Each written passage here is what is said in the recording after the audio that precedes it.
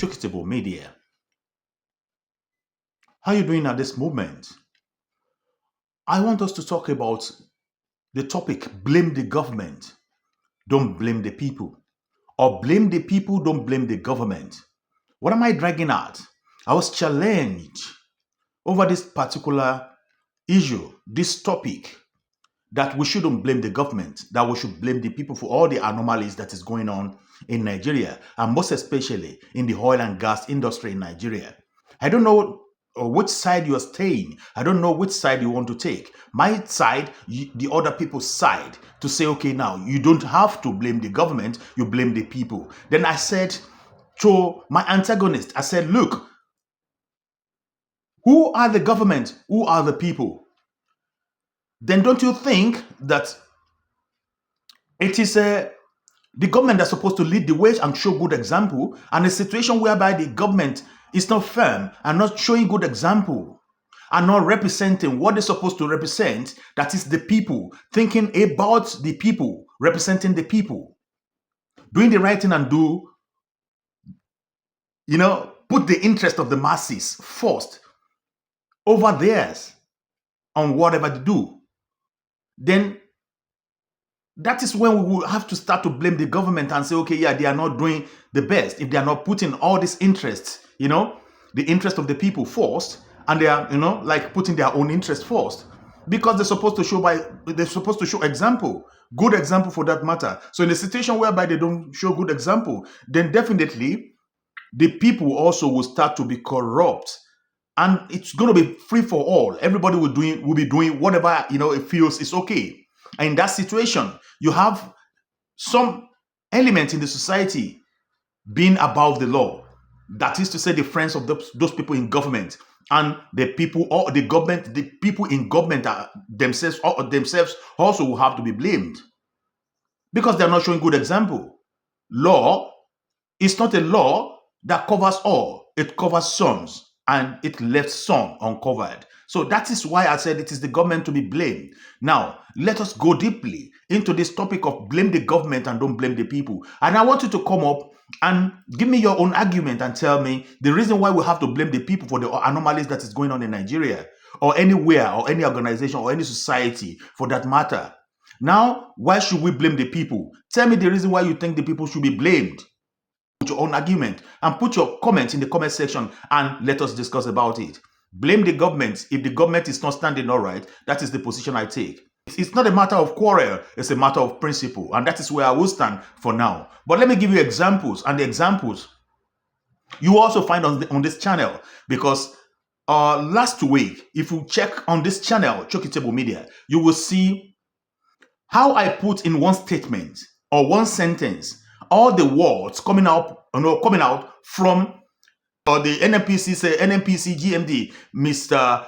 Kolo-Kyari. Yes, Mr. Kolo-Kyari. What he said about the refinery coming up to work again, their efforts and what they are doing. I don't have to go into these details, and I want you to go back because I don't want this video to be long. Because he was saying they warning thieves. And people were calling them thieves. They were not. They weren't thieves, and he was making a series of promises when the refinery is going to work or when it is not going to work, and when it's going to come offshore and start to dispense or refine petrol or petroleum products for Nigerian to use, so that at least we will have abundance in the country for the people to use as well, and it will also help to drag down the cost of products in Nigeria. So, and that's it. I don't want to go into that. You can also check it out on this channel before you start to blame the people instead of the government. Now, secondly, I want you to see this video where Baba Obasanjo was met by the House of Representative member. Ugo Chinyere was among them that visited Baba Obasanjo, and I would like you to listen to this video. Listen to this little clip and you will understand why you don't have to blame the people and you need to blame the government. Because it starts from the government and our people. They said when a fish wants to get spoiled, it starts to get spoiled from the head. Try to look at the wisdom of our people, of our fathers. Fish start to get rotten from the head. So Orílẹ̀-èdè ti máa ń bàjẹ́, and that is the word.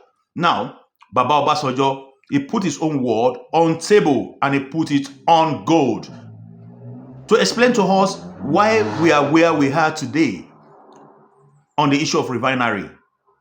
Listen to him and judge it yourself. I was president. I went and called Shell. I said, Shell, look, come and help us. Run the refinery. Take part. You can take 10%, you can take 20%, but come and help. They said no. They said to me, the corruption among the refinery, they did not want to get involved. Some Nigerian got together. They paid 750 million. I said, God has sent this one. My successor said, he turned it back. I ran to him and I said, look, you know this is not right. He said, well, NNPC said they can do it. I said, NNPC cannot do it. NNPC, I think you are investigating $1.5 billion that NNPC has spent on refineries since then, and the refineries will not work. But I told my successor that the refineries, from what I have heard and know, will not work. And when you want to sell it, you will not get anybody to buy it for $200 million as scrap. And that is the situation we are in now. So why do we do this type of thing to ourselves? NNPC knew that they cannot, but they knew that they can eat and carry on with the corruption that was going on in NNPC. Furthermore, I want you to listen to Tony Elumelu, his own concern about this issue of oil and gas industry in Nigeria. Listen to him very well. Listen to his tweets, what he said on X, and judge it yourself and try to see if you have to blame the people and not the government. You don't want to blame the government for all these anomalies. You don't want to blame the government. But remember, since all these years, during this last 25 years, I need to ask you the question, who were the Minister of Petroleum? Who were the Minister of State for Petroleum? I'm asking, you can also give me the answer. Is it the people or the government? Tell me, give me the answer, and I will not answer this for you. Tell me if it is. Give me the answer in the comment section and tell me how you think the people will now have the power to influence the ministers and the ministers of state to start to steal the crude oil that's supposed to be for the people. And tell me how the people will be the one to be blamed for the refinery not working, for not fixing the refinery. Is it the people that are going to make the refinery to work? To listen to Elumelu and listen to what he has to say. And Chairman of Hess Holdings, Tony Elumelu, charged the federal government of Nigeria and security agents to disclose those who steal the country's crude oil. Elumelu made the comment in an interview published by the Financial Times. The businessman also disclosed how former President Muhammadu Buhari and his chief of staff, the late Abba Kyari, blocked him from purchasing an oil field in 2017 after raising $2.5 billion for the deal. Elumelu said that he was told Nigeria could not allow something of such strategic importance to fall into the hands of a private operator, which according to him defied logic, since he would have been purchasing the oil field from a foreign company, he said. He's also said that, the oil theft has contributed to the divestment of international oil companies in Nigeria. Let me just take his tweet, if we can pull up a statement from that Financial Times. Tony Elumelu said, this is oil theft. We're not talking about stealing a bottle of Coke you can put in your pocket. The government should know. They should tell us. Look at America. Donald Trump was shot at, and quickly they knew the background of who shot him. Our security agencies should tell us who is stealing our oil. You bring vessels to our territorial waters, and we don't know.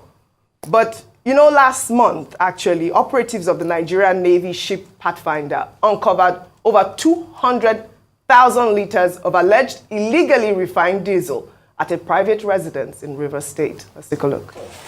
It's not sacks of rice. It's liquid. Liquid is inside all of them. Come. You see? This is crude oil. This is crude oil. It's crude oil. So it's a major operation. It's ongoing. Massive operation. The Nigerian Navy, led by this man here, Commodore Desmond Igbo, is the commander of the Nigerian Navy ship Pathfinder. They discovered this place inside somebody's compound. Okay, you people tried. You people found this place. You know, so they said they've arrested 2 people and they are still trying to track down the other people because it's a massive operation that's ongoing here. Now look at this. You can see this is crude. Look at it. You see that? Everywhere. Massive operation ongoing here. Truth has to be said, don't you? You see, tie all these stories together, they're connected one way or the other. Of course. Prior to this time, there have been forces that do not want Nigeria to do well. Some of them external, but they are in close connivance with local forces because of the greed. It's not today it started happening. You think the colonial masters just colonized us? What about the people that sold their own brothers for Schnapp and Mirror? That's what's happening all over again. Obasanjo and that refinery, he called NNPC, he called Shell. Shell wouldn't touch it because they knew it was a cesspit of corruption with the NNPC. Guess what? He finally sold it to Dangote. When Dangote said he was going to revamp it, those same people connived to just tell Yaradua that they can fix it. All this while they've been collecting money, they've not fixed it. Now, they've already collected another 1 billion to service it again, or $1 or $2 billion. Nothing is coming out of it. We're still waiting for them, they said this month. So that cycle of corruption continues. And those that want to do it, they will not allow them to do it. People like Dangote that because of that, now said I will go build my own refinery. They are frustrating him. This was the same NNPC that said, okay, we'll take 20% equity. Part of the equity was supposed to also be ensuring that Dangote gets crude. And there are laws on ground. But you can see the frustrating process the man is going through now. See, I'm not saying Dangote doesn't have his own problems. I'm not saying anybody's a saint in this country. But can we allow, at least let this man work for the interests of Nigerians? Can we allow this refinery to get to the light of day? You can see all sorts of people talking everywhere. It's because of their own interests. I am talking about the interest of Nigeria. How can we ensure that we have local refining? That's the most important thing. See the illegal refining going on in rivers. See what is happening to Elumelu saying crude oil theft. Is it angels from the sky that are coming to steal the crude oil? Yeah. You think people don't know what it is? But you see, when you have a country where special interest is over the interest of Nigerians, the country can never grow. All of a sudden, these people are so high and mighty, you can't bring them down all this while. Tantita has tried. The Navy will make effort and everything, but it continues. So there is something definitely wrong. It also ties around the international dimension. Look at David Owundeyi talking over the weekend. So there's also an international dimension to all of these things. That's the point. And let me tell you something. Except we sort out the greed of those that connive with the external forces, Nigeria will never move forward. All right. Many years down the line, we'll keep talking about these issues, like we've been talking about refining for a long time. Yeah, I mean, Tony Elumelu's statement where he said, I mean, we're not talking about a bottle of Coke here. We're talking about crude oil theft. How can we be a thriving nation if our, oil keeps getting stolen in the manner that we saw in Rivers State, just in that video right there? But Rufai has mentioned David Hundeyin. We saw that story of investigative journalist David Hundeyin. He had put out a statement saying a London-based NGO was attempting to bribe him to vilify the Dangote refinery. Well, let me read some excerpts of his statement there. He wrote, last week, I received an 800,000 naira offer from an international NGO to write an article essentially saying that Dangote refinery is terrible for the environment because of environmental concerns. I'm putting this out there publicly so that nobody will henceforth use the term conspiracy theory when it is pointed out for the umpteenth time that there are American and European state and private interests that are heavily invested in keeping Africa exactly as poor as it is, and that they regularly push levers most of us do not even know exist to make sure that this status quo is protected. It is not the rich white men hiding behind these climate advocacy NGOs who will tell us what to do with our energy reserves and by what means we are allowed to escape the poverty that they engineered for us. So in the same vein, you also see the discovery of the Navy, the Navy Task Force, where they found over 200,000 liters of refined oil, allegedly, in the premises of somebody in River State.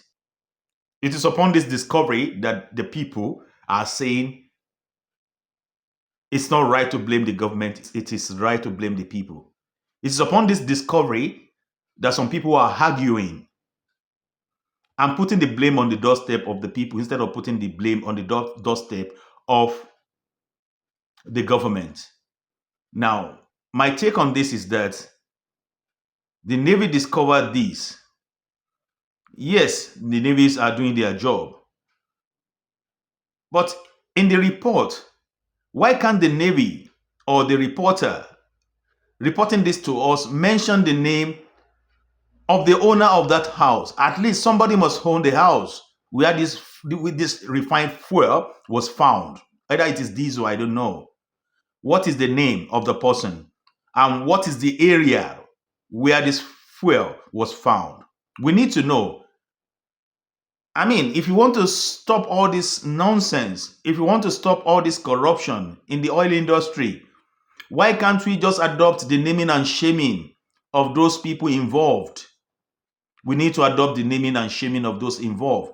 And I can tell you, with these liters of oil found in this house, you will definitely know that this will definitely not belong to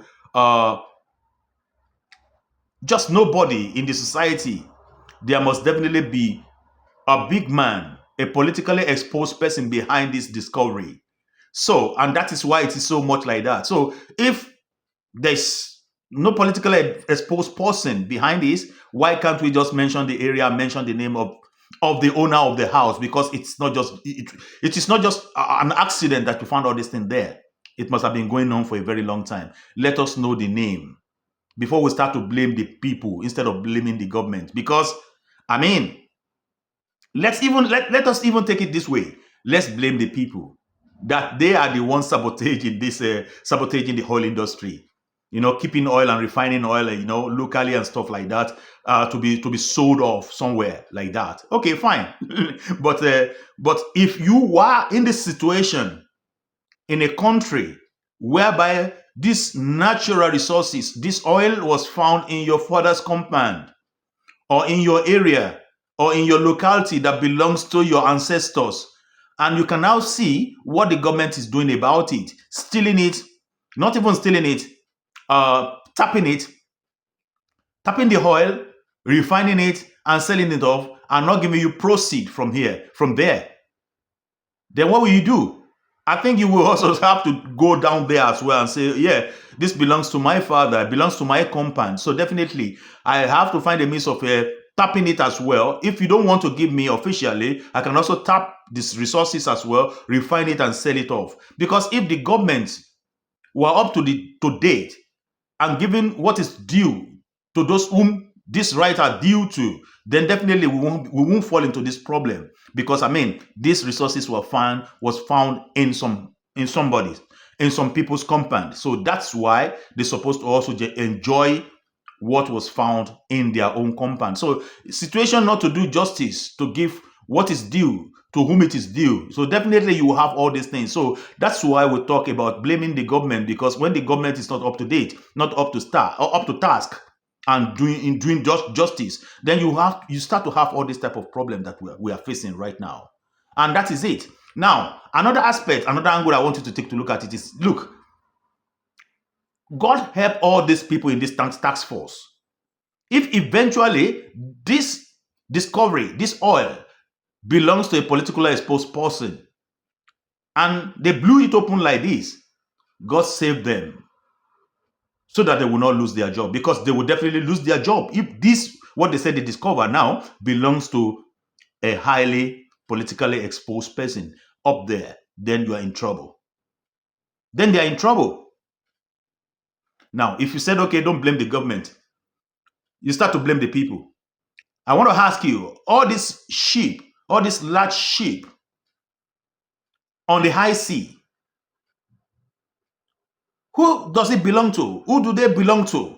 Coming on the high sea, coming on Nigerian water to come and cut away barrels of oil to the foreign land. Who does it belong to? The people or the people in government? Who are the sabotage? Who is sabotaging the economy? Because you just think about it. Person like me or person like you, an ordinary person, cannot just have, a big ship that you put on IC to come and cut away oil. So definitely it must belong to a highly placed somebody in the society. And when we say highly placed somebody in the society, they will definitely refer to people in government, because it is government that is definitely covering up for all these people. So you don't blame the people, you blame the system. Blame the system and blame the government. And that is where the fault should lie. People should not be suffering for the corruption, for the ineptitude, of what people in government are doing. And that's why I'm standing on the side of the people, not standing against the people. And that's why I said we need to blame the government and the friend of the people in government. We need to blame the system, the justice system, and all the rest. What are the Navy doing also on the high sea? What are they doing there? What about the security agents that they gave the contract to monitor all this oil, the Tantitans? What are they doing? How many people have they arrested that are so important? How many of them have they arrested to be exposed, to be named and shamed in the community, in the society, or in the country? How many of them? Can we mention them? Can we count them on our fingertips? No, we cannot, because this is, an exclusive department, a sensitive department that belongs to the people in power. So blame the government for all this nonsense. Baba Obasanjo can never be wrong. And the expose from David Udeyin also, go and listen to it. It's also there. It's also here on this broadcast that I'm making. Listen to it, where he was being bribed to write a letter, to write article against Dangote. This is even an external force. I'm not even talking about internal force this time around. So think about it before you start to blame the people. Please blame the government, blame the people in power, and let them know that they are not doing what they're supposed to do. The power rendered to them, they are not using it properly. Thank you for listening. This is Chokitable Media. Please put your comment in the comment section and let us discuss. Like and share, and put on the notification button. God bless you as you do, and I'll see you next time. Watch the video. Bye-bye.